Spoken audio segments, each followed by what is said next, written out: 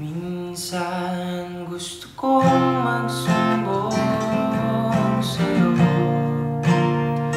kapag pagod na ako.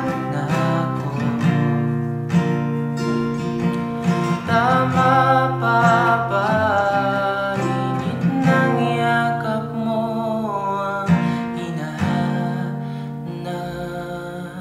ko? Minsan gusto kong